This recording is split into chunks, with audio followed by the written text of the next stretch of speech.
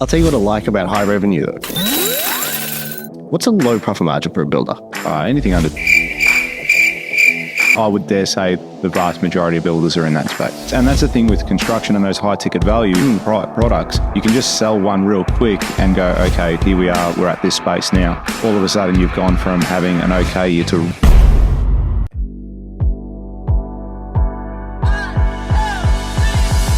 Welcome back, or welcome for the very first time to $1 Million Days. I hope you're having a $1 million day. Howdy doody. Howdy doody. Welcome. We're happy to have you here. And even more so, we're more pumped just to be here. This is the best. It's so much fun. And it's not a difficult thing as far as we'll be talking during the week and we're like, hey, what are we going to talk about on our podcast this week? Like, I don't know, we'll sort it out. Yeah. We'll sort it out.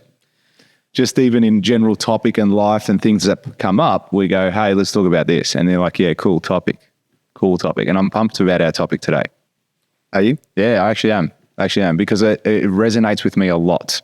And I reckon after you listen to this episode, it's going to resonate with you too, because you're going to realize that you're doing this in your day-to-day life. I guarantee you, every single person is. Every single person. You want to just get straight into it? No, well, we can talk a bit of shit. What's news in you in the life of Robert? Is that weird when someone calls you Robert? No, I kind of like it. I don't like it. What's news? I've just been working, man. Just been kicking some goals, getting things done, having some good learnings, lessons. Good. What sort of lessons and learnings? By the time this airs, it's going to be end of Q1. It'll probably be April. Yeah. Potentially. Or close to. It'll be the end of March. Nice. Yeah. Yeah. And, 25% of 2024 done and dusted. Very much so. What have you done? What have you done? We asked that a lot this year. Yeah, keeping you accountable. Yeah, for sure. We don't let you get away. And that's going to tie into our topic today as well, a little bit as well. Yeah. Are you living the life that you want to, that you desire? Look at that. We finish each other's sandwiches. That's the best. So good.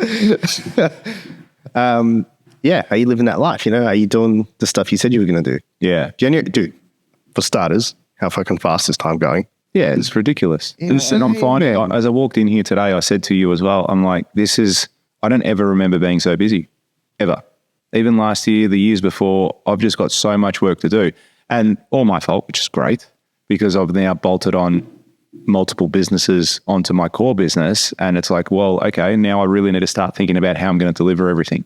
How am I going to do everything in a way that's still kicking goals for all the businesses? So it's a great challenge. Yeah. And something that I'm pumped about. And as each business grows, they evolve, they change, you get more people into them. Literally before we were walking in here, I was writing an employment contract. So that's great that I'm going to put another person onto one of my businesses and grow it and keep going. And the idea is that I'm not firing people, I'm hiring people every year. We want to get bigger and bigger and bigger, but also keeping in mind that bigger doesn't mean less profits. Bigger doesn't mean more stress. Bigger can mean better as well. Bigger is better. Yeah. A lot of people were saying, I put up a post the other day saying how revenue isn't an indicator of, how good you're doing in business, because I would much rather have a lower revenue, but a higher profit. Yeah. Do you know what I mean? And I think that's a trap with a lot of builders, particularly because we're such high ticket value purchases. And before you know it, you might be making a $8 million revenue turnover in your business, but you're making fuck all money. You're doing 8%. That's it. Yeah. And that's even good for some people. So, yeah. Do you know what? I'll tell you what I like about high revenue, though. So if you look at money as a stream, and if you're turning over high revenue, it means money is passing through you. Yeah. Yeah. Money is passing through this entity that you've created in your business. Yeah. And the beauty of it is if you're doing, let's just say, for example, a builder's doing very low profit margins. What's a low profit margin for a builder? Anything under 10% is low. So, okay, so let's say... And I would dare say the vast majority of builders are in that space. So let's say they're doing 10% just to keep it Shits and giggles. Yeah. Okay. So if they're doing and they're turning over a lot. So if they're turning over, say, $10 million and they do 10% profit of 10 million, that's 100 grand? Yeah, 100 grand. of 10 million. No, it's a million. Oh, sorry, it's a million. Yeah, 1% is 100. Yeah. So it's a million. So they do 10 million. They've got a 10% profit margin. They do a million. If they can turn that 10 into 12, they'll do 1.2 million. Yeah. That's 200K. That'll probably hire 2 people, 2 high quality staff for you. Do you know what I mean? And 2% is not a big tweak. That's right. You can get, and that's the thing with construction and those high ticket value products. You can just sell one real quick and go, okay, here we are. We're at this space now. And that's what even happened with us this year. We won 1, 2, 3, 4 projects, whatever it is. And then all of a sudden you've gone from having an okay year to a really busy year. Yeah, it ramps up very It does. fast. But the idea, I mean, and this is something I teach with our builders, is it's such high risk work as far as there's so many variables to it that when you're at that 10%, it's not enough. You're better off going into another business making 10%. So I'd much rather make 10% selling $10 million worth of flowers as opposed to construction, because it's very few variables that are going to affect that business. Imagine selling $10 million worth of flowers. That's a fuck ton of flowers. Again, we're going to step into this topic, aren't we? That's a lot of flowers, man. It's a lot of flowers. A lot of flowers. Do you know what? Do you reckon there's a company out there doing it? Of course. Yeah. And that's probably one week's worth of flowers for them. Yeah, potentially. Okay. But yeah, I think people do get in that trap. Like they want to focus on their revenue, not their profit. But I think there is an upside to it as well, in the sense of if you can get the money to flow through you and then you can tweak the business to start improving 1%, 2%. Like, dude, you can make a tweak on a job. Let's just say, for example, we'll use builders. Yeah. And they're doing 10 mil and they make one tweak in their business on their contracts. Yeah. That can put an extra 100 grand. No, you are so bang on with that. It is the smallest tweak. Little tweak. And I can give an example now. We're doing a project in, I actually won't go into it where and what, but we're doing a project and Give us the direction. it's a construction project. It's that way. So It's a good it's like Bayside. Yeah, Bayside. Let's say Bayside. So we're doing a project and there's a package that we've put together that's going to see us net probably, I'd say $50,000 in the space of 2 weeks. Yeah, good. Just like that. And like such a simple thing. But we're able to broker a deal with a client and have that conversation with him. And he knows, actually, funny enough, how much we're going to do out of this. Yeah. Potential. But it's not, and we said it, look, it's not, it's actually mutually beneficial for us to be doing this, because then even me making that amount of money on this certain deal, on this transaction, helps him on the other project, because I'm like, well, we're benefiting here, we will help you out there. So it works both ways in that regard. Do you know what I mean? Yeah. It's win-win. Yeah, it is. Yeah. It And is. I think they're the best situation. Yeah, but I've had other projects where we've made that sort of money as well on a single package. The most I've ever made on a single package is probably 100 grand. And when I say package, I mean, say a contractor where we found a better way to do something. Now that's $100,000 you never allowed for, and that you've got just like that. What can you do with that money? Dude, you could have someone for 40 hours a week in your, and that's really, you have someone fairly skillful there. That's right. Yep. So you can have someone in your business, or why not invest it in yourself? Why not go and get coaching and mentoring and training? Yeah, 100%. Why not go and buy some brand new equipment that's going to better your business, like tools, computers? Maybe it means you upgrade from a home office to an actual office. You know why? Because we play too small. Playing too small. Yeah. Playing too small. I love that saying. Why are you playing? Like we ask ourselves that question all the time, and we fuck around when we're saying it. Like we're joking a bit too. Yeah, but no, we're not. No, in the sense we, like we'll do something. Yeah. We know we're playing. Yeah. And we're looking at playing small. Playing small. Why are you playing so small? And it happened, was it yesterday or the day before I sent you a video? Did you watch it? The airplane one? 7-minute one. Oh, yeah, I don't know how long it went for, but yeah. Did you watch it? Not the podcast one? No, the video one I sent you. Okay. Cool. No, the one you told me about though. Yeah, good mate. Yeah. Top bloke. It sends it. Just, I'm getting a reminder of my wife. I send her stuff. She doesn't watch it. Just no comment. No comment. So for context, it was a broker in the States that sells airplanes. Yeah. And I'm not talking little propeller ones. They're talking, yeah. Cool guy. Yeah. And he's on the phone. He's on the phone with a client. He had it on loudspeaker and he recorded the whole conversation. And the prospective buyer, he sits there and he's like, listen, he goes, yeah, I've got $80 to $90 million that I want to spend on a plane. This is private jet now. We're talking private jets. You can get something good for that. You can get something sick for that. Yeah. Yeah, ridiculous amount of planes available for you at that. Yeah, that's so small. High end. There's a lot of people are spending 20, 30 mil, and he's like, I've got 80, 90. I think that's probably why he recorded it. But what I got out of it is, although the conversation was interesting, right? And this is person on the other line? No, you didn't know who it was. He was just talking to someone. He goes, I've got $80, $90 million what to buy the plane. He goes, okay, cool. Let's get some factors straight so we see what you want to do. First of all, where do you want to fly? So what's your longest flight? Because then that eliminates or puts in some different planes into the mix, because he was trying to select one. And he goes, I'm going here. This is my longest flight. He goes, okay, cool. These are the planes that are suitable for you. Also, how many people do you want to carry? This many people. Excellent. He goes, now let's have a chat about your running cost per year. He goes, you're going to have to employ full-time crew. So you're going to have a full-time pilot, probably two pilots. You'll probably have one on standby in case one gets sick. You're going to want staff in there to serve you drinks and food and all that sort of stuff. Hostess, have hosts in there. Then you're going to need to pay airport fees, storage fees, all that sort of stuff. He goes, you're probably looking at about $1.2 million, $1.3 million just to have the plane sitting there doing nothing.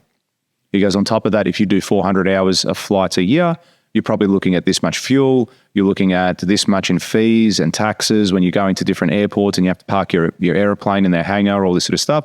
You're probably looking at another $1.5 million, right? And he's there and he's talking these huge numbers. So he goes, you're probably looking at about $3 to $4 million a year just to have the airplane sitting there doing what it needs to do. And the guy on the other line is like, yeah, excellent, no worries. I goes, oh, that's a bit cheaper than I thought it would be. Fantastic. Oh, good. Yeah, so he's talking that and he goes, okay, great. If you want to do a new fit out, you're probably talking around about $5 million to gut the plane and redo it again because it has to get re-engineered. It has to do this. He goes, yeah, excellent. That sounds good. We got particular taste, so we want to have certain things in there. And what I got out of that conversation is the guy was talking phenomenal numbers and it was like he was buying a Hyundai Excel. Okay, so the same way that the same way anyone listening to this goes and buys a car and they go, cool, this car's $30,000. You're like, yeah, great, I can afford that. $30,000. Yeah, by the way, your repayments are this much. Yeah, excellent. By the way, you need to put fuel in it. It's going to cost you this much. He goes, yeah, I get that. Oh, you also have insurance. Great, yeah, like I still want to purchase the car. Yeah, it's the same conversation, but one's talking about $90 million and the other one is talking about $30,000. Now, people look at that and go, oh, how is that even possible? How is that guy even contemplating spending $90 million and not even blinking an eyelid when he has to spend $4 or $5 million, $10 million to get the thing off the ground? And it comes down to people are playing so small. Yeah, it's probably making $500 million a year. That plane is going to make him money and he realizes that. And this is the thing about having a private jet. People think, when you see people posting photos and shit like that on socials, them being on a private jet, they don't have a private jet. Because people that have private jets don't do it for that. They don't post for the photos. All right, so they don't have a private jet. They're just probably a guest on a jet, or they've spent a significant amount of money to charter it to go to a certain location, but they don't have the jet. And what it does is it leverages your time. It means you don't have to wait in airports. You don't have to move through the queues. You don't have to go through customs. You don't have to do 101 different things. You get on your plane, you go wherever you want, when you want. And that allows you to broker a deal in real time. Because I could be here now and say, cool, we want to do a deal in Western Australia. Cool. And it's probably a little bit different in Australia because I don't think we need to travel as much from here. But compared to like the US? Yeah, compared to a US or something like that, where they'll go to a lot of the capital cities, per se. And even in Europe. Look, I might be wrong about that. Yeah, that's right. That's right. So say I wanted to broker a deal somewhere right now and it's a big deal. I'm going to go see the guy. Yes, I could go jump on a business class flight to Perth, but it's not going to be that same thing. Like I want to go now. I want to get my bag. I want to jump on the plane and I want to leave now. I don't want to wait till 10 p.m. and then I get to 10 p.m. and the flight's cancelled. You know what I mean? So it leverages time for them. And this conversation today is like, why are you playing so small? What are you doing in your life? You probably don't even realize it too, because a lot of people, I reckon, go through the motions and it's Groundhog Day for them. Well, they wake up in the morning, go to work hard, come home, have dinner, go to sleep, go to work, and it's on repeat. And even if you're having a level of success, I think you can still have. I think that's the biggest hinder when you're winning. Yeah, because then you don't think very few people. I had this conversation with someone yesterday, and I believe this. How the world's funny. I believe this person I was talking to they do okay. They do really well. Like they do good. They've got a 7-figure business. Yeah. But when we work with them and we do all their marketing. And when I saw the potential, once we started, because we get pretty involved in people's business. You see a fair few insights. I see a fair few insights. And when I saw the potential in this business, I won't name the business. When I saw the potential in this business, and I was there yesterday, and I was having a conversation with him, and I said, dude, like, why? I think you're getting in your own way here. And you know what his response was? What? But we've grown year on year. Yeah. And I was like, yeah, that's got nothing to do with what I said. Yeah. I said you're getting in your own way. You could be an 8-figure business. Yeah. Easily, especially in Australia. You know, for what they do, like that particular thing. And I'm like, dude, like there is so much. Few businesses have shocked me as to how much interest they have in a particular product or service. This was one of them. I was like, whoa, like this is bizarre, man. Like it's very niche. And I think I know who you're talking about. Yeah, I can't believe the amount of people that are into this. I found it odd. And yeah, I was like, man, you could turn this thing into an 8-figure business. And their response was, no, we've been growing. And I'm like, yeah, that's cool. But sometimes the fact that you have been growing by 10% or 12% or 20% is the thing stopping you from growing to 200%, 500%, 1,000%. Why can't you go 1,000%? Why can't you 10x your business? Why can't you be on the stock exchange? Yeah. Why can't you go public? Go public. Why can you not grow your business 10x? Yeah. Why? And people say, I reckon people will be like, no, I don't want to. Why? I don't want to have. You know why? I don't want to have those problems. Yeah. Why? Beliefs. Hey, Limiting beliefs. 100%. You know why? Because they equate the amount of work to be done to grow 10x to be too much for the reward. That's right. And it's going to be and it would have a negative impact on their lives. Yeah. As in, I'll spend too much time at the office. I won't be around with the home. Yeah. That's just, I don't think that's true. It's not at all. It's not at all. Because you know what'll be cool when you get on the stock exchange? Obviously, you're going to have a board at that stage. You don't need to run the day-to-day operations. Do you know what's really cool? Say, hey, I'm going to America first class in my own private jet, actually. I'm going to go to America in my own jet this weekend. We'll be back in 3 months. Sort it out. Okay. Yeah. That's cool too. To have that ability to just turn around and say, yeah, this is how we're going to be from now on. Now, yeah, that's really interesting. And I think I've been victim to that as well.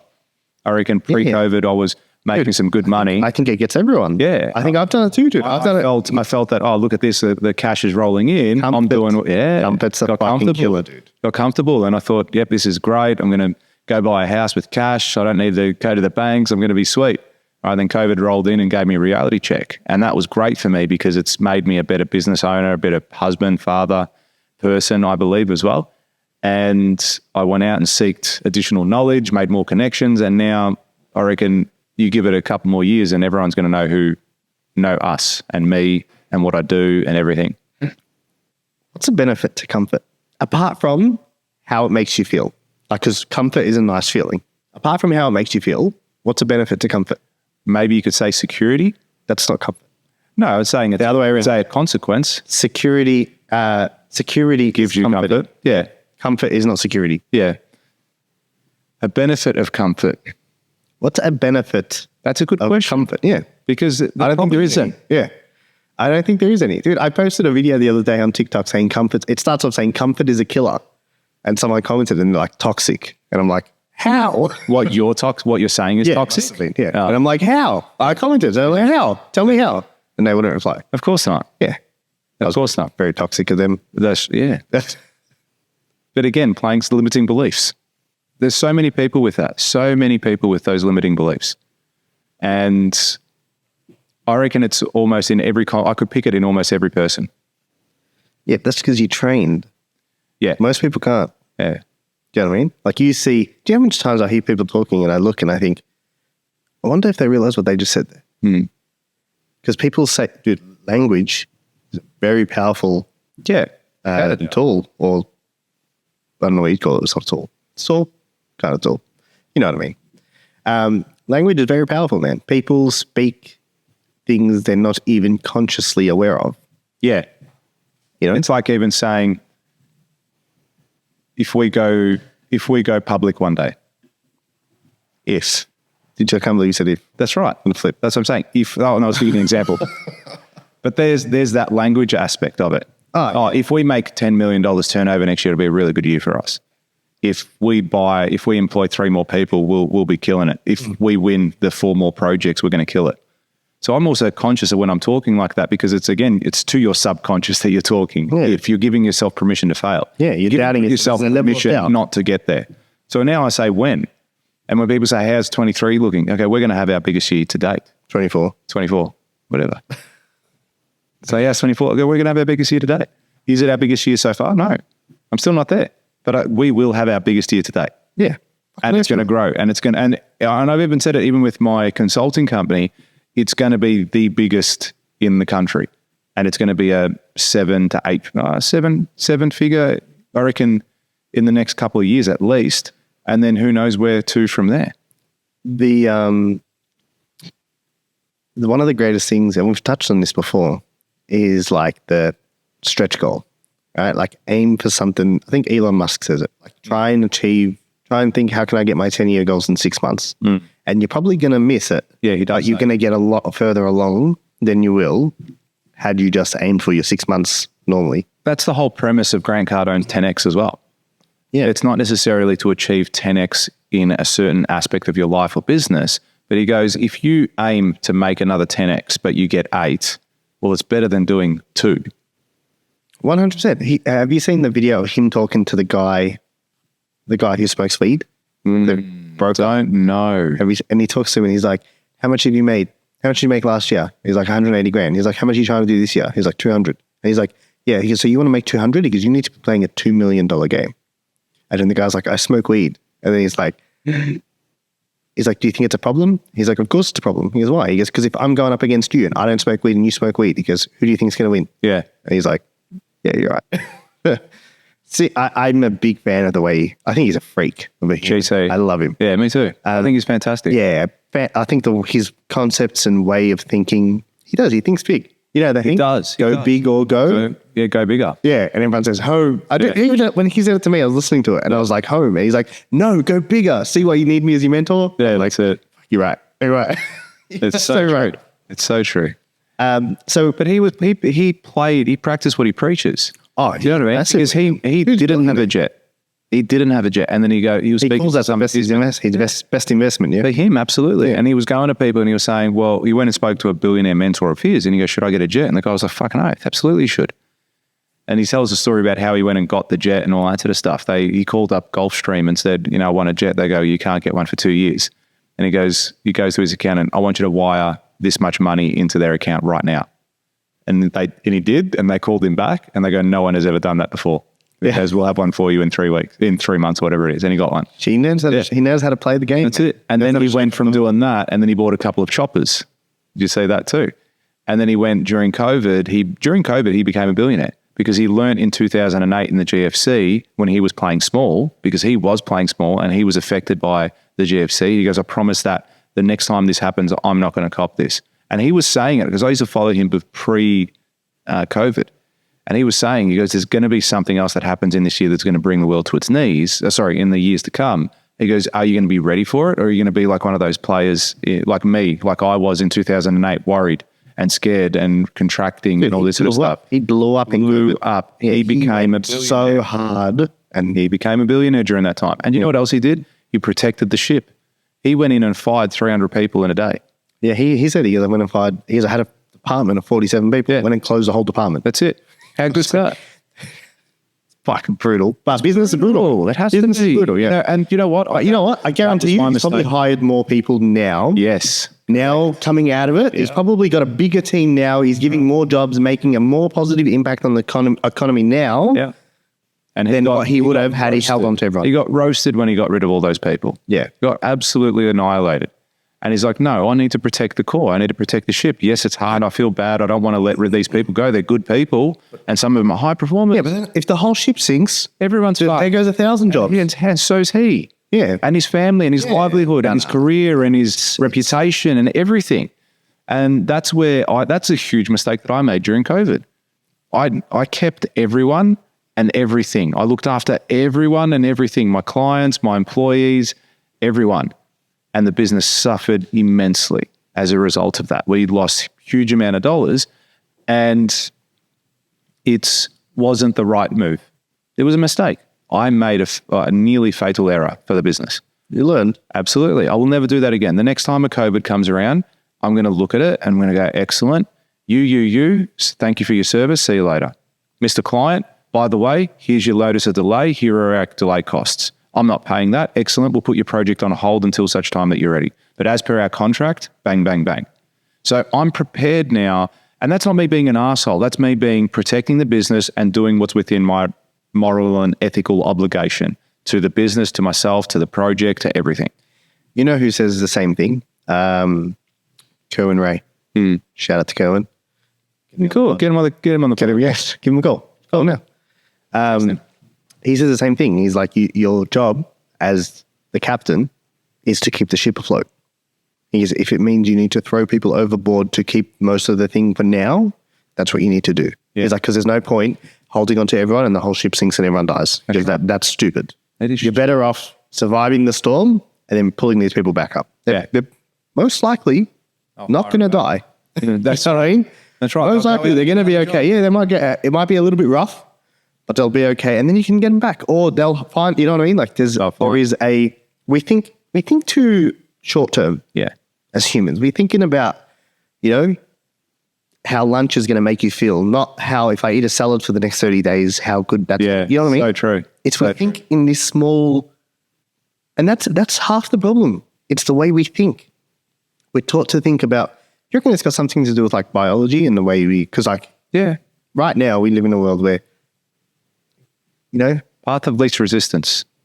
No, more so we have more chance. Survival rates now are higher than ever. Absolutely they are. But back in the days, it wasn't. And it was like my mum says this, and I say to her like something about next month. And she says like, oh, let's live to next month first. And I'm like, you're probably going to live to next month. Like statistically speaking, nothing happens. You're going to live to next, like, you know what I mean? But it's like an old school mindset of don't think too far ahead. It's like, don't spend your money before you've earned it. Yeah. See what I mean? Yeah. And that might be the problem too, man, the way we think. Like, why do we think like that? I feel like that's the limit because you need to see the big picture. You got to play the long game. Yeah, absolutely. You want to learn, we talk about, also, I get helicopter lessons, man. You should come. You're actually doing it? Me, yeah. Where? I can fly a helicopter. Listen. No shit. Yeah, sick. How good is it? It's so much fun, yeah. Is it really? So much. It's about $500 a lesson. It's all right. I want to get my helicopter license. Absolutely. I'm going to land a helicopter on the yacht. I'm going to do it. I'm not going to be in it. I'm going to sit there. It's going to be sick. But I'm doing How it many have you done? Only that one. Oh, okay. That's sick. Yeah. Dude, trust me. We'll go together. Yeah, that's cool. Last time I was in a helicopter, I got sick though. As in, I felt the motion sickness, which was really odd. I didn't think I would get it because I'm fine on boats, I'm fine on planes. But I remember once when I was on my honeymoon, funny enough, 10 years ago, we were on a plane to go see something, a helicopter. And as soon as it took off, I'm like, holy shit, what was that? And then the whole trip, I was like, man, this is not me. I don't know if it was just that particular helicopter or whatever it was, but yeah, I didn't love it. That might be a problem. Yeah, I'll give it another crack. I got no issues. It is so much. So did you actually, on your first lesson, you fly. Grab the stick? Yeah, you sit down. First lesson, you sit down and you go through everything in person with them. Yeah. Like they explain what everything is. This does this does that, this is this. When you do this, you need to do that, blah, blah, blah. Okay, let's go. So about an hour, you spend an hour, one-on-one. Teaches you everything. You understand, makes sense, yeah? Cool. Is there an injector seat in the helicopter? No, straight up into the chopper. But he's got controls as well. Yeah. So he's like, he'll take off and then he'll be in the air. And then so there's 3 controllers and he'll be like, okay, cool. I'm going to control 2. You take 1. Yeah, right. So he'll be like, you control this. Yeah. Okay, cool. Let it go. Okay, I've got it. I want you to now control this thing. Yeah. So you do control the pedals. Control the pedals. Only pedals. And then you'll just control pedals. And then he'll be like, okay, good. Now control this. They'll be like, okay, I'm going to give you 2 now and I'll take 1. Yeah, and then he'll hand it over to you slowly. So you take 2, he'll take 1, and then he'll be like, all right, I'm going to give you free rein. Dude, and you're like in the middle of the air. This guy's a pro. Yeah, yeah. Like if you stuff something up, he's going to punch you in the head, knock you out and take over. But he also shows you how dangerous the helicopter is. Yeah, I can imagine it would be. It took me sideways. Like we were sideways in the helicopter. I was going to throw up. And then he made the helicopter drop fast. Yeah. He's like, if you do this, this is what happens. And we just went like, and I was like, oh, like my stomach almost came out of my mouth, man. Like, and he's like, so don't do that. And I was like, all right. And thanks for fucking showing me like that. He was a pilot flyer, army pilot. Yeah. But yeah, really, really fun. But so is it, how many lessons do you have to do to get your license? How does it work? it's either 30 or 50 hours. Oh, so it just comes into hours. It's hours, yeah. So was that $500 a lesson? Is that for an hour? That was like, is it? I think I did 47 minutes of flying Yeah. that day. Yeah. Yeah. So it's a fair investment to get your license then. Yeah, it'll be like a 25, 30K. And that is just to get your private license, not commercial. So you can't fly for money. You can't fly for money. Oh, okay. You It's can just fly yourself. Fine. That's just like There's that. a lot of stuff you need to understand. Like you need to get on the thing, alpha pilot, something, taking off from here. And then you got to wait for approval. And they're like, yep, clear. And you get up and you take off. And there's a lot to it. But I want to have a helicopter.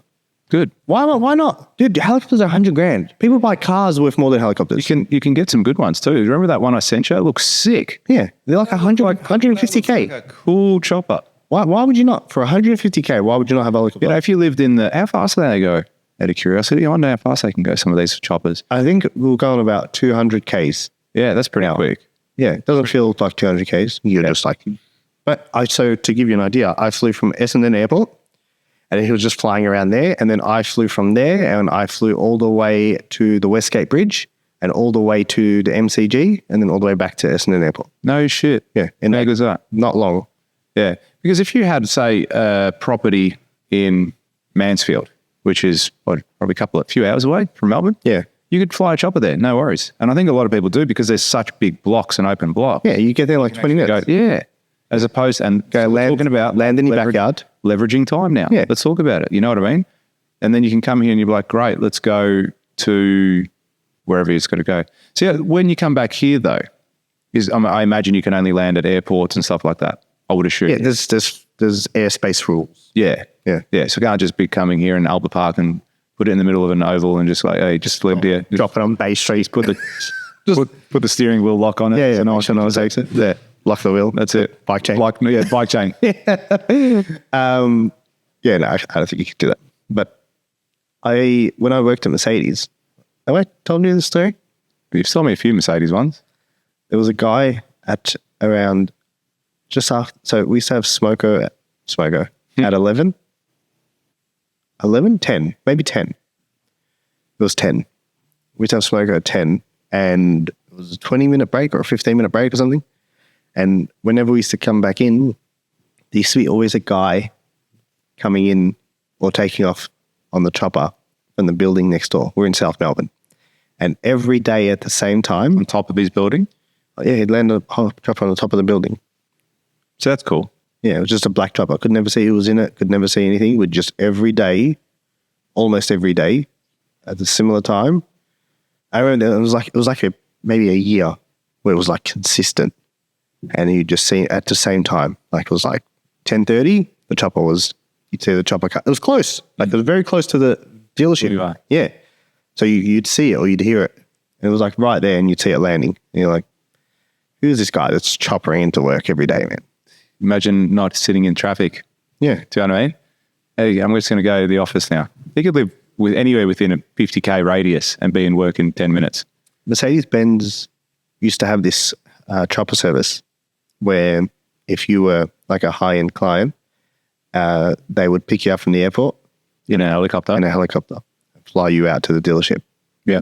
And you'd be there in 4 minutes as opposed to sitting in like 45 minutes of traffic. And it wasn't ridiculously, it might have been like $1,000 or something. Yeah, how good's that? Yeah. If you're in a rush and you need to go pick up your Maybach or your S-Class and you're like, Not fucking around. yeah, hurry up. Like I can't kill a whole hour here. You know what I mean? And you walk in and they have the car ready to go and you boom. And then within 7 minutes, you're in your car. You just landed at the airport. Within 7 minutes, you're in your car. And that's one other thing that people have a limiting belief on. It's like how valuable your time is. They don't get it. And we teach this at our events as well to help people understand what an hour of their time is worth. and what it means to them. Like if you're trying to make $10 million this year, an hour of your time is worth a lot of money. And that's what these super wealthy people and super successful people understand. They leverage their time. So, the biggest objection when I tell people something like that, they say, why do you need that much money? Again, limiting belief. Why wouldn't you have that much money? Yeah, 100%. So you can answer the question with the question. Like, why wouldn't you? What's the difference? Oh, money's the root of all evil. Oh, it's greedy. Yeah. It's greedy to have that much money. The lack of money is the root of all evil. I reckon people will do more to get money than what people with money do to get it. People without money? Yeah, people without money would do worse things to get it. So they say money is the root of all evil. All right. So if you don't have money, you're probably willing to do more evil things to get the money. Whereas if you've got a lot of money, you're probably not going to do evil things to get more money, or you're not going to do evil things with your money. Yeah, I agree. So it's that limiting belief. Do you know what it is? It's people who have given up. It's people who have given up on ever having that in their life and justifying their shitty existence about not having the things that they want. Yeah, oh no, we don't need that. Or they'll look at you as a successful person and they get upset at the person that they dreamed they would be one day. They get upset because that could have been them and it's not.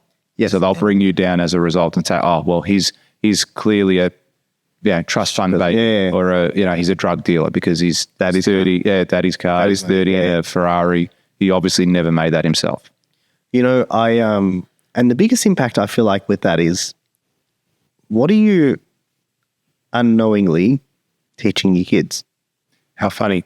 I was at footy training the other day with, I coach under 10s now, I think it is, my son's team. And one of the kids rock up and he's wearing a shirt and shorts. A shirt. A button-up shirt from his come straight from school. Now, not many public schools have button-up shirts as their attire, especially in primary school. And I heard something that caught my ear straight away. One of the kids like, oh, Charlie, do you go to a private school? Okay, as if giving this kid shit because of his success or his parents' success going to a private school. Because they all knew that, oh, you go to a private school, that's a lot of money. From such a young age, they all knew that. And the perception from that kid, it's like he was teasing him because he goes to a private school. And I found that interesting. I didn't say anything I was going to, but I was on the other side of the drill that we were doing. I was going to say to him, I was going to pull him up on it. So what? It's excellent that his parents are in a position to put him in a great school. But that's good. How old are the kids? 9? Yeah, 9, 10, something like that. And when you're 9, they're not your thoughts. That's your parents' thoughts. Yeah, but that comes on to what exactly you were saying. It's rubbing off onto the children. They're going to have those limiting beliefs. What do you think is going to happen to this kid when he's 20? Oh, I'm not sending my kid to a private school. Yeah. I'm not doing that. I don't know. If we make $10 million, that's greedy people. Yeah. I don't want to be greedy. Yeah. I went to a public school and fine, everything worked out for me and it was good. 2-3 weeks ago, I went and had an inspection, a tour of a private school in the area. Is this post our conversation? Which one? Jeanette? Remember how we're talking public, private? Yes, it was. Yeah, it was. How was it? I wanted to go back to school. I'm not a public school? No. Or because this was such a cool school? Because I couldn't it was like Hogwarts. You don't know what Hogwarts is, fuck. What? Do you know what Hogwarts is? He doesn't watch movies. The guy's off his head. I mean, it's not like he reads books. He reads books. I know, everyone knows Hogwarts. Everyone knows Hogwarts. It's like the most prestigious school. It's a Harry Potter thing. It's a Harry Potter. It's a school for wizards. But anyway, this place, what I'm getting at is it was so grand. And I looked at it and I was like, how could I not send my kid here? Oh, wow. How could I not send him here? And it wasn't specific. It wasn't because of the grandeur of the school itself. It was the opportunities that it gave him. It was if he wanted to be a swimmer, there's an indoor pool. If he wanted to be a scientist. Pool at the school? That's the tip of the iceberg. Okay. My school barely had an oval. Yeah, that's right. And that's what, living in a Bayside area where I'm at, the land is scarce. So a lot of the public schools around here don't have ovals. They just don't have the room to have facilities like that. They don't have an oval? Yeah, a lot of them don't. They'll use a local club oval or something like that. What? Yeah, that's what it's like out here. Anyway, back to what I was saying. So it was the opportunities that it's going to give him to excel in whatever aspect of his life that he's going to. Is he going to and use that to his full potential? Who knows? Or them, both my kids. But is he going to, I'm not giving him the same opportunity at public school. So I look at that now, and this is coming from a person that's very much not a believer in the school system either. All right. But I was impressed because it goes, okay, this is going to really help them as far as whatever they want to drive and their passion, they can be pushed in that direction. The other thing I really liked is it's mandatory to do a sport. Through no matter how good or bad you are, you have to do a sport all the way to year 12. You have to play an instrument up until year 9. And what I liked about year 7. Yeah, from year 7. Yeah. What I liked about that was you're setting a standard. You're saying, no, this is what we do. We are going to achieve excellence. We are going to do this. Now, playing a sport isn't just you need to be good at a sport or you need to do it. It's being active. You need to be healthy and fit and move your body. You're not going to sit behind a computer screen all day, every day. I think it teaches like competition as well. Yes, the competition, it definitely, yes, the winning aspect, having all those sorts of things. So the mindset that it's going to breed in that regard, I think is fantastic. An instrument, it can help with creativity. Yeah. They may hate playing the saxophone or the drums or the piano, but at least they'll have a skill that they can utilize. And if they want to take it further, they can. It also teaches you how to learn. That's right. That's right. So that's what I really liked about the school, walking through it and going, okay, well, I've got to send my kid here because of the opportunities it's going to give them in the future. You sound like you're sold. Oh, I was sold 100%. I was like, sign me up. Here, take it. Take my money now. Now, it was also... What grade you studying? He's in 4. So he's got a couple... Fuck, are you already looking at high schools? Or is it 5? What grade's he in? Shit, I don't even know. Anyway, sort it out. Surely you know. I'm sure I can figure it out, but... Probably 5 now. High school? You're looking at high schools? Where are we? No, it's 4. It's 4. Grade 4. So how old is he? 9. So what year are we in? 4? 25? 24. Yeah, so he's in grade 4. So, and that's late to have applied. People apply when they're born. Fucking oath, that's what it's like. People apply when their kid's born to a certain school. So the earlier you're on the list, the closer the more likely you are to get in there. And if you've been there before and you have brothers, husbands, fathers, kids, whatever, you're more likely to get in. So aside from that, what else I liked was the flow and effect. Think about who you're around. Massive part. The connections. Yeah? The connections of the people that you're sitting next to, all right? The caliber of even from my perspective, let's go real out there. My son's going to become, or my daughter, they're going to become friends with someone. Now that person's going to be, let's have a level of assumption here that they're generally well off.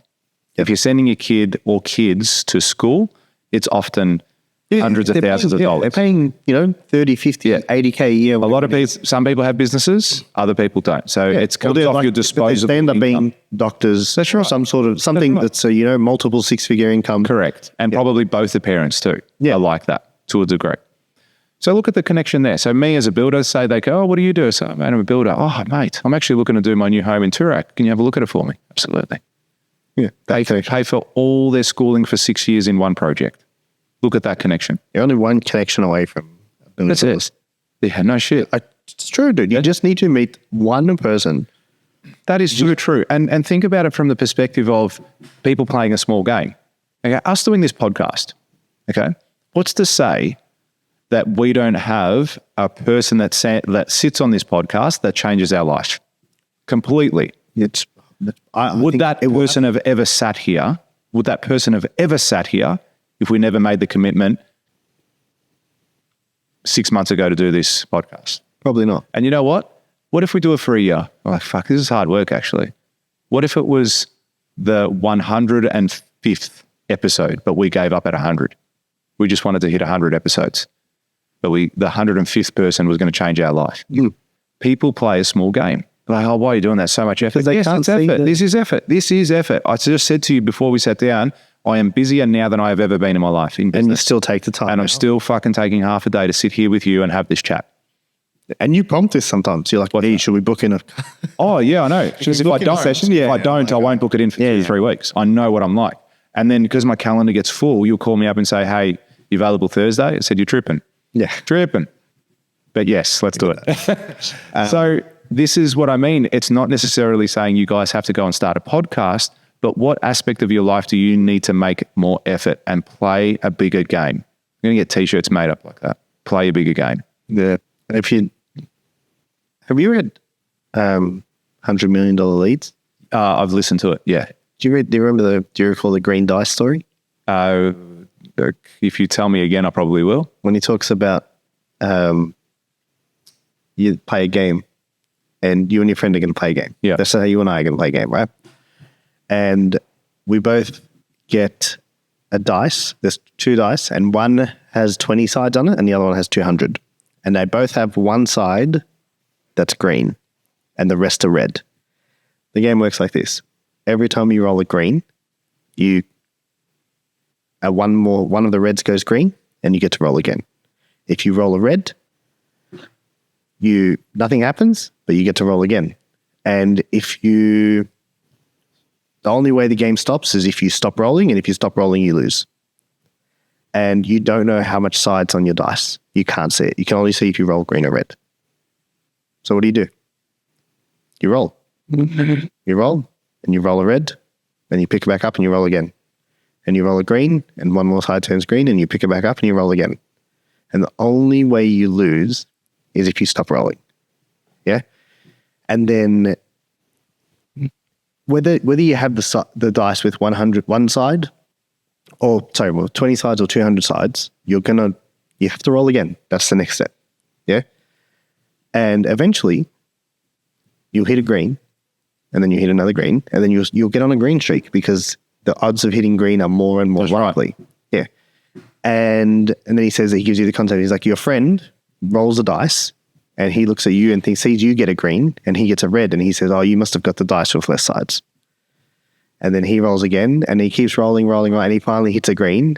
At this point, he's so frustrated that he says, oh, but look how long it took. And he's not even happy about getting the green anymore. He's so focused on, oh, but look at, he's rolled 3 greens, comparing himself to you. And what does he do? He gets frustrated, rolls again, sees a red, and he's like, fuck this. You must have got the dice with less sides. I'm not going to play anymore. And he stops rolling and he quits. So he loses. And the whole metaphor or analogy is we all get a chance to roll the dice in life. Yeah. And whether you have the dice with 200 sides or who had which dice, who had the 20 sides and who had the 200 sides. You don't know. And the reality is it doesn't matter because we look at other people and we see what other people have, but what we don't understand is how long they've been rolling for. And we don't know if they've rolled it 3 times or if they've rolled it 300,000 times. You know what I mean? But the reality is everyone has a chance to roll the dice in life. Most of us don't take the opportunity, but if you roll, there is a chance you'll hit green. That's such a great story, isn't it? It's a sick story, dude. I love it because he compares it and I probably completely...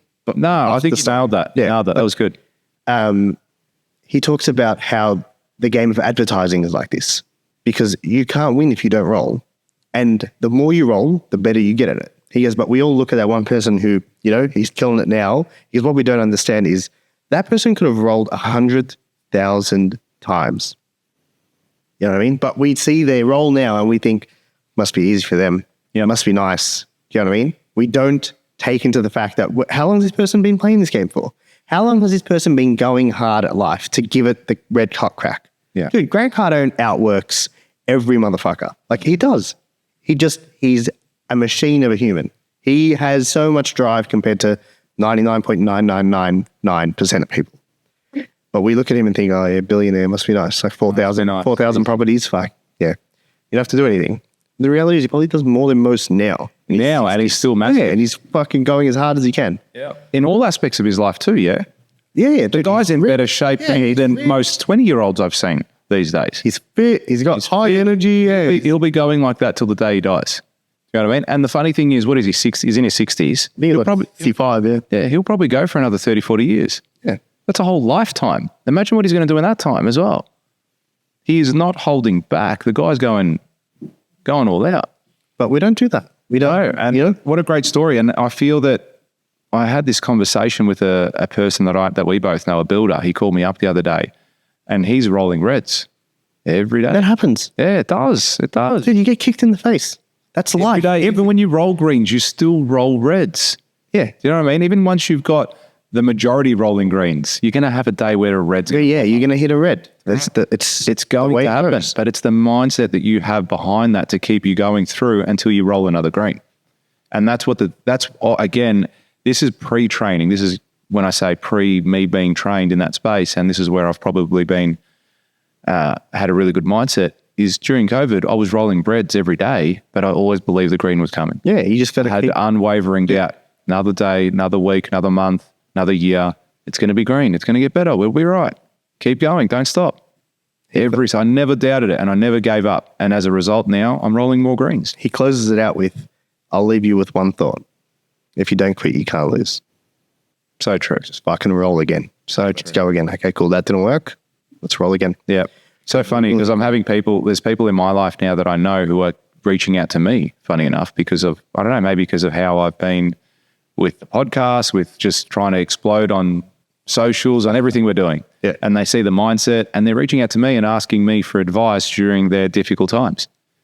And it's good. I've been able to help and provide some advice. How good's that? And put them in a direction that, again, I tell them, look, this is just opinions. Yeah, you ultimately need to make the decision for what's good for you, but this is what has worked for me. And one of them was a builder that we both know. He called me up and we had a conversation. He was going through a pretty tough time. And I gave him some business advice. I said, you need to do this, mate. This is where you're at. This is what you have to do. You got to bite the bullet. I told him the uncomfortable truth. He had a couple of jobs that were going really bad. And I said, listen, one of those jobs is salvageable. Salvage it. Go there, have the conversation, difficult conversation with the owner, but have it. The other one, you need to make a commercial decision. You are going to lose on this. Yeah. You're not. How much do we lose? Yeah. It's how much do you lose? Yeah. So you either need to turn to him and say, okay, don't worry, deed of release, this is what it is. Or strike a deal. You need to do something because it's not going to go away. It's not going away. So, and then I go, but you've still got some good jobs too. So you also have to focus on those ones and make sure they don't turn into shit jobs. Because what can happen if you don't get rid of those shitty jobs as soon as possible, your other ones will be affected by it. And then you're not going to want to do those. And then it's going to be a world of hurt for you. You know what I love? When you're in those moments, you're in fucking, you have a shit month or like sometimes things just go through, you're banking on these 3 clients signing and they all come up with a reason not to sign. Yep. Or, a bunch of work's dropped off and you haven't been consistent and you're in the hole. Yeah. And it's a shit place to be. But what I say to myself, I don't know where I got this from. I got this from, no idea. But it's something along the lines of like, this is sick because how good's the story going to be after this? Like at one point I was fucking, couldn't even pay my rent. Like, how good's that part of the story going to be? Yeah. As opposed to, it all worked out. Everyone just signed. Do you know what I mean? And no. There was hard times, dude. Yes, okay. It's that shit that builds character, dude. Yeah, so true. Do you know what I mean? So true. Yeah, and then here's the best part about it as well. The second time you're in the same hole, like you do something, and then the second time you're in the same hole, first, ideally, you don't want to be in the same hole twice. But when you're in the same hole again, you're like, cool, I've been here. Quote I put up the other day along those lines is one of the greatest forms of motivation is thinking about the person you're going to become as the destination. 100%. If you think about that, you go, fuck, with all these difficulties in my life right now, who I'm going to be at the end of it, geez. If you want your child to be really fit and really healthy, are you going to give him chocolates? Are you going to let him sit down on the TV all day? If you want your child to be resilient, are you going to give him an easy life? Are you going to give him some challenges in life? And it's just that those examples are just relevant throughout every stage of your life. Yeah, and different areas of your life. You need difficulties. You need to have challenges. You have to. You absolutely have to. If you have it easy your whole life, you won't build character. Yeah, you'd be a it flop. won't help you. Yeah. And when something does... Dude, I know people like that. I know people like that, where their parents have given them everything with the greatest intentions. They've absolutely fucked this person up. Yeah. And now this person has no drive. They can't do anything. They're a flop. They don't know how to think for themselves. They don't know how to make decisions. But but that's not what life's going to be like. You are going to have difficult times. There are going to be times that are going to be challenging. And if you don't have the ability or the mechanisms to handle that, you're going to crumble. Yeah, and your job as a parent is to make sure that dude, fuck, I heard this thing the other day about parenting, and he goes, I can't remember who, fuck, I got no idea. I watch so much content. I know. Right? And it was someone sat along the lines of this. Oh, it was Russell Brand. Yeah. And he goes, parenting is one of the most amazing things in life. He goes, you got to understand. He goes, in the best case scenario as a parent, the best case scenario is you don't see this person grow up. Like, you don't see this person at the end of their life. That's the best case scenario. You know what I mean? Worst case is something horrible happens. But best case scenario as a parent is you don't get to see this person for their whole life. Isn't that? When you fuck, dude, I was like, oh my God. Yeah. What the I was like, that's true. Like, that is that, and that's best case. That is like, if I could play God here for a moment, this is how I'm going to make it, and that's what everyone will do. No one wants to bury their kid. You want to be able to see your kid grow. Natural order of progression. Yeah. But best case scenario, you don't even get to see the kid for the rest of their life, dude. I know. That's it. Fucking hell, man. And I was like, what? Like, that is so, the concept is so bizarre. Yeah. Like, what a way to put it. And I was taken back by it, man. I was like, fuck, like that. And it's true. That is the best case scenario. My dad says the last gift your parent will ever give you is when they die. That's the last gift they will ever give you, because that's when you can truly become a man or a woman. You are then separated from them, and now you are driving the ship. That's right. That's the last gift they will ever give you. And yeah, that's so true. I thought about that. It's not recently, but a long time ago. I was like, I got sad once at the fact that my children are going to die one day.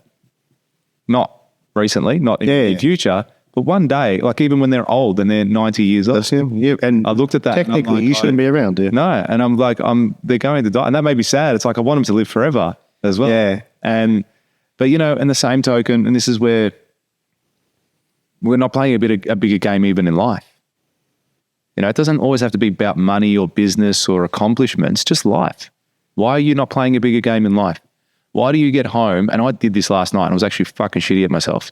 I got home and I was on my phone and I was doing some content, but it was taking me a while to actually put it together. And post. Yeah, the one last night. Yeah. It was a good post. Yeah, I was thinking, how to use. Yeah, I'll tell you. Just don't do it when you get home. And then I thought about myself that night. I'm like, yeah, great post, but that I sacrificed half an hour with my kids when I got home. They were on their iPads, I was on my phone, and I was doing that.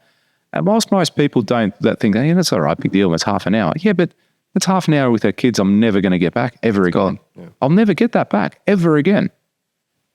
And I said to myself, like, fuck, like sometimes you need that, like as in that kick in the face and just go, oi, wake up. So I've done that. Like, I'm going to put my phone on silent, on do not disturb, and it's going to go on the charger when I get home tonight. Yeah, that's it. No one's going to be able to contact me. Close in the door. Do not disturb. Do not disturb. And you focus. You control your focus. Yeah. So, you know, playing a bigger game in your life, like where do you need to have the best relationship with your kids, with your partner? Why not have it the best one, not just a mediocre one? And I'm at that age now where I've got a lot of me and my friends, we've all been married for 10 years. And we had this conversation just recently, and it's like, well, you know, 10 years has gone by. You obviously love your partner and all that sort of stuff, but has it been an amazing 10 years? Like, do you look back and go, that was the best 10 years we've ever had in our life? And the answer is generally no. It's because people are playing a small game. So now I'm just trying to do everything in my power. Like, I'm going to Vegas soon with my wife. She knows now? Yeah, she knows now. That's it. I'm sorry, I'm surprised the cat's out of the bag.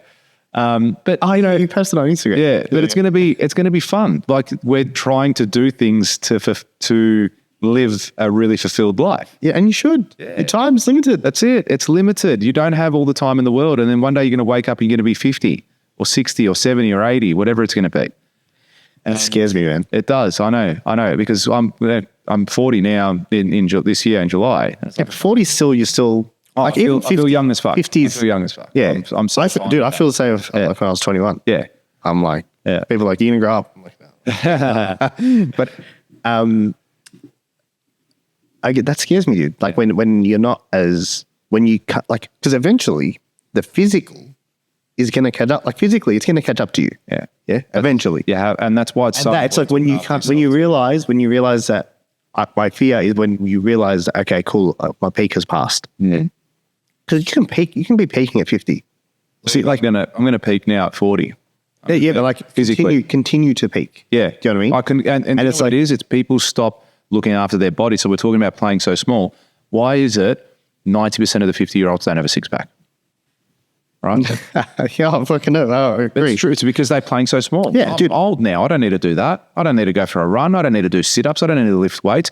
The choice that you made when you were 30 or 40 not to lift weights is the reason why you don't have a six-pack at 50 or why you're not in great shape or strong or health. And part of the reason why of your physical decline in life, because I've started to do a lot of research now because I'm getting healthy and trying to get the best body in my life, is people stop building muscle mass.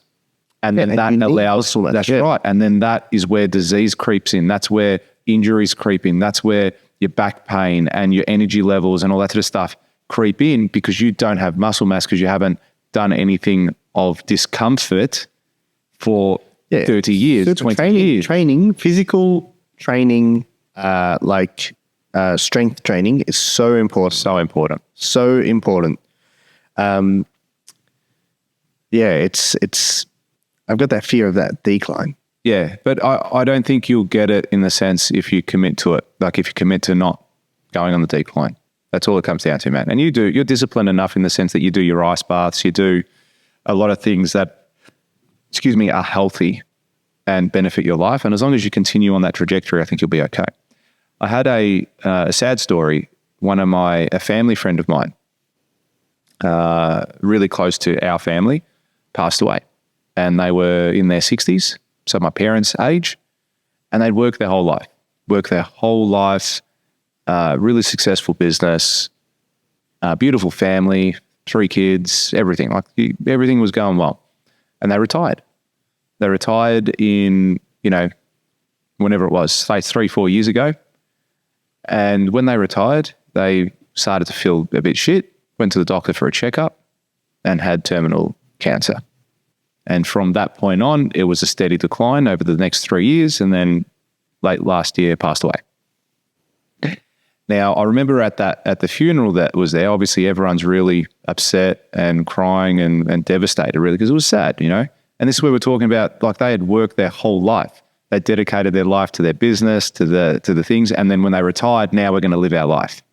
We're retired, now we're going to enjoy our things. And she's left behind a husband and the kids. And now, that they were supposed to together go on that journey and reward themselves for all the hard work they did. And look, whilst they may not regret what they've done, they still did lots of great things, right? And lived an amazing life. But it's really sad because it's like they started to travel. They were going to go do all these amazing things. And now they're never going to get that opportunity to do that. And one thing I saw at the funeral, which was really sad, was both parents were alive. So her parents, she was in her 60s, and their parents were obviously older too. Like they were devastated. That was the devastating thing. And that's, as sad as it might be with Russell Brand, as he said, I'm never going to see them for my whole life. I'd do that. You'd pick that. Yeah. That's the best case. That was why it was bizarre. Yeah. Not because when you think about it, you're like, it's normal, like progression of life. Yeah. But then you think that is best case scenario. Yeah. And then you stop and you think, fuck, that anything else is worse. Guys, if this doesn't motivate you to live your life, what will? What do you need now in your life to motivate you to just live it to the absolute extreme and fullest and have so much love, so much happiness? It's so our time is so scarce. I remember my dad when we were young going, I remember when I was your age. To us, even when I was 20, 18, he goes, I used to be 20. I remember that. He goes, I don't feel any different. And he was 40 when he was saying that to me. Do you want to walk people through the week exercise? Weeks. Oh, yeah. Yeah, absolutely. Okay, how can we do this? So most people now are going to live to 90. Let's just, as a rule of thumb, technology is at the space where we are going to live to 90, probably past 100. The technology is there, the health is there, the drugs, everything's there to keep us alive. I'm going to do this at the same time. Yeah, I haven't done it for a while. Cool. So I want you to deduct your age, your current age from 90. Okay? So let's do it with Robbie. Robbie, give us your number. 32 minus, so 32 off 90 is off 58. 90. So you're at 58. Now I want you to multiply 58 by 52. I'm good at math. So 58 times 52. 3,016. 3,016. If you live to 90, you have 3,016 weeks left on this planet. If you live to 90. Could be less, could be more. When you think about it properly, it's not that much, huh? No. 3,000 weeks, dude. So I got a post-it note in my office, and on it has a number.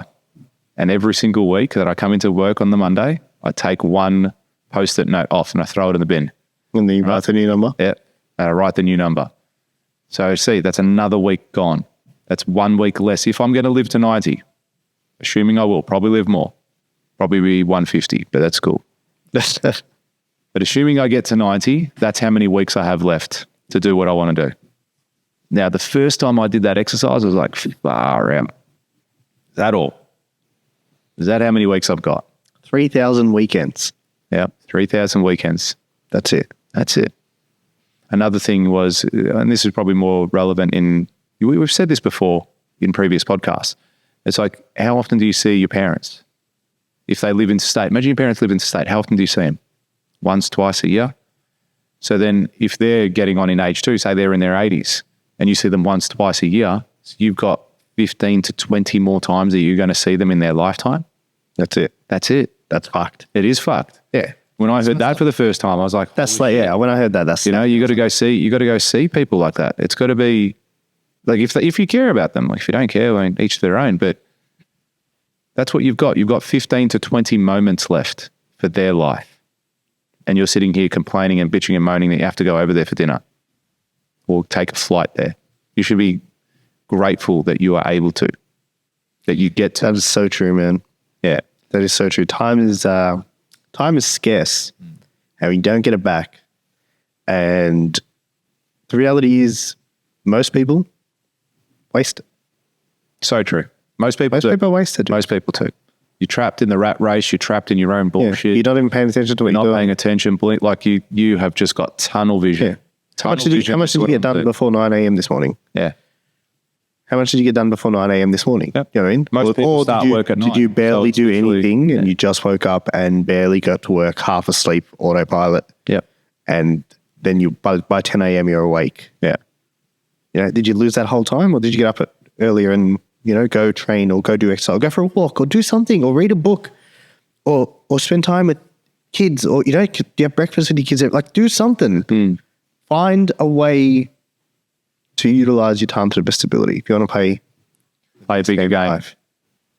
Yeah. Play a bigger game. Matters. It does. It does.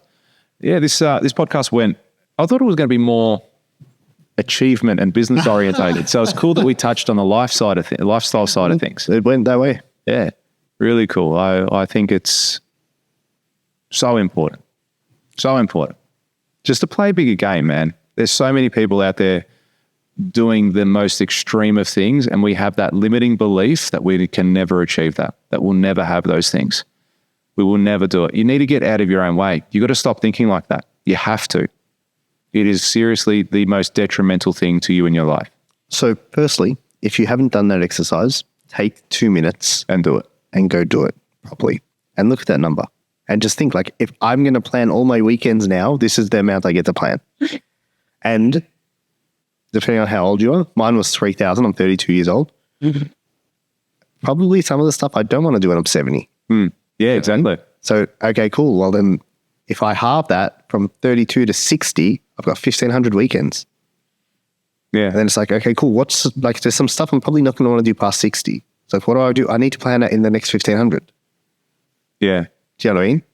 If I want to go have a 4-week trip in South America, I got to do that sooner. If I want to go, you know what I mean? And that's 4 out of 50. I'm going to lose 4 weekends. Yeah, that's it. You got to use. Yeah, I'm going to use up 4. Is it worth it? Yeah, and then you're like, fuck, I'm going to lose 4 out of 1,500. 4 of my for weekends. Yeah. Do you know what I mean? Yeah. And then when you start to think like that, like, okay, cool. What am I doing with my time, man? Like, it changes. Our concept of reality is blurred. Like our perception of reality, is blurred. Yeah. We don't see things for what they are. We just see things for what's right in front of us right now. Too cool. Too good. Do the exercise. Do the exercise, and hopefully it changes your perspective on things, and you just start looking at how you can play a bigger role in your life. And you might even just have a 9-to-5 job. Doesn't mean you can't do some sick shit during that time. Why not be the best at your 9-to-5? Why not be promoted to the highest at your 9-to-5? Why not plan your whole week, your whole year of holidays from now? We've still got a lot of the year left. Take the most and make the most out of your time off from work. There is a gentleman who Tony Robbins refers to a lot. I can't remember his name off the top of my head, but he thought he was a janitor. Yeah, right. And he amassed a level of wealth, never worked another job, was a janitor the whole time, just invested. Yeah. And invested early. And he amassed a level of wealth of like $100 million just from the stock market, long-term investing, S&P 500, consistency, and built a level of wealth utilizing compound interest. Yeah. Driving his Lambo into clean toilets. Yeah, I guess. But that's all he worked. That's all he worked. So don't put a limit on regardless of what you do. And if you don't like what you do something about it. Change. If you hate your job, if you hate your scenario, if you hate the position in your life right now, you can change it. No one else. I'm not coming to help you. Me either. I'm not looking for you. You need to go and change it. You need to do that shit yourself. You got to take responsibility for everything in your life. You got to take it. Don't be one of those people that make excuses. All right? I hate excuses. I try to not make excuses in all aspects of my life. And when I do, I try to pull myself up on it. Because if you're making an excuse, you're giving something or someone else the power. If you take extreme responsibility, then you have the power to control any scenario in your life. Dude, I read this this book. Can't remember the author's name. It's something. The name is something along the lines of The Illusion of Money or something like that. And it's a great book. And he talks about how anytime we justify anything we're doing, it's not coming from our highest self. He goes, anytime you have to justify why you do something, it's not coming from your higher self. Because if it's coming from your higher self, you never justify it. You just do it. Yeah. Do you know what I mean? If you don't, you love your kids, right? Pretty sure? I think so. You never ever justify anything you do for your kids. Yeah. Like you don't have to sit there, no, I'm doing this because they're all right. You don't do that because it's coming from your higher self. Yeah. So anytime you're sitting there and you justify your position or you justify something, understand that it's not coming from your higher self and there's probably something better out there for you. And unconsciously you know it. Consciously, you need to know it. Man, on that note, how good's that? I don't want to say anything else after that. I think it's such a good way to finish off the podcast. That's it. Just hanging up. You're not going to hear anything else. Silenced. Excellent. Thanks for the chat, mate. That was good. That was a good chat today. And I reckon I don't even need to. I'm pumped. I know people are going to get a lot out of that. Hey, do you know what I'm pumped about? You told me the other day that this podcast has had over 1,000 downloads. Well over 1,000. How good is that? Dude, we're going to be at 1,000 a month soon. Oh, stop it. Stop it. Sick. Thank you for everyone. Seriously. No, everyone that listens, everyone that tunes in all the time. We appreciate it. Seriously. I'm also going to be looking at, I was actually thinking about this yesterday alone. I watched the podcast yesterday and at the start he said, we're surveying everyone. And I was like, hey, we should do that. So we're probably going to survey everyone over the next few weeks and just want some feedback. What do you like? What don't you like? Which topics, really resonate? What do you want to hear more of? So we'll be reaching out to every single one of you. We know. We'll work out how. We know how. Yeah, we're going to find you. As soon as you download, we get all your personal details, your Amex, your address, everything. Phone Copy of your passport. Copy of your passport. We know it all. I know who you are. I know how long you've listened for. Yeah. I know if you just randomly came past it and said, we'll just listen to 10 minutes, didn't like it, and then never come back. We'll find you particularly. Yeah. We will knock on your door. We'll do it. We'll It'll be in the description on YouTube and in the show notes on the show notes. on Spotify. And as always in the top right-hand corner. Yeah, of course. Top right-hand corner. That's the most important part of this show, wherever you listen to it. On every platform. It's in the top right-hand corner. I've done my research. I spent extensive hours. You spoke to the CEOs of each organization. Yeah, put it in the top. And they said if it wasn't, they were going to. Yeah. So at the time that you're hearing this, top right-hand corner, there's a subscribe button. And you need to click it. You have to. Someone somewhere looking at the top right corner, like, what the fuck is going on? What are they talking about? You got to hit it. You have to, because you might be listening, but it may not mean you're subscribed. And if you're not subscribed, then you can't listen to all the little gems that we give you guys week in, week out. Awesome. Thank you very much, guys. Speak to you soon. Thanks, guys.